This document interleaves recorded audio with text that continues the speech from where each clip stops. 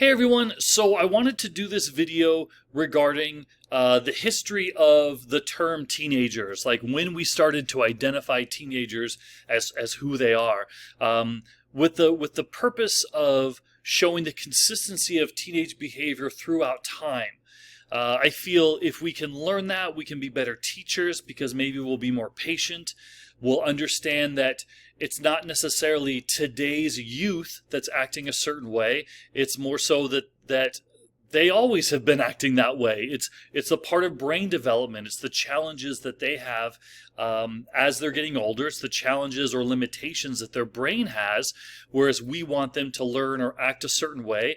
Their brain's not developed for that yet in certain cases. And so I just want to kind of show this as support for that idea, hoping that if we understand that as teenagers, if we understand that as teachers, we can be more patient with them, more understanding of where they're coming from. So let's talk about the history of the term teenager. So that term was printed in 1941. So it wasn't a term that's been around for that long.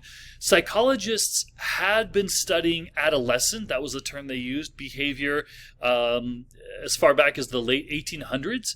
However, very few did. It was more commonly practiced in the early to mid 1900s, where psychologists would actually go, wow, this age group, 13 to 18, 14 to 17, they sure do act a certain way, and they're very consistent. Let's study them. So that's really kind of a recent activity, is to study the teenage brain.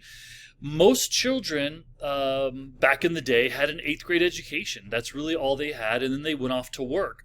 After the Great Depression, the first people to lose their job were those workers, those people who had an 8th grade education, went on to work, the child laborers, if you will. They were the first to lose their jobs. And so you had a lot of 14 to 17, 14 to 18-year-olds who had nothing to do, so they just went back to school. And that's really where we have our high school, right? That's where we kind of developed school for that age. Essentially, young people became teenagers because we had nothing better for them to do.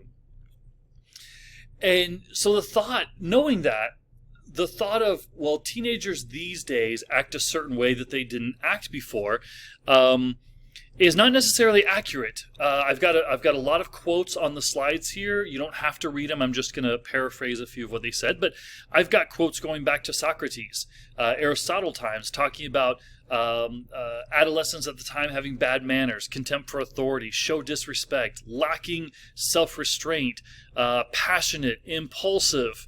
From the 8th century, the present youth are impatient of restraint. 1925, an article said that teenagers are thoughtless and rude and utterly selfish.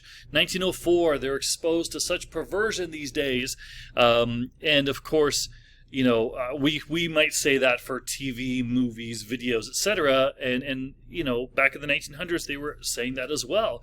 Back in 3800 BC, children are no longer respectful to their parents. So I'm mentioning this because it's just showing a consistency of teenage behavior.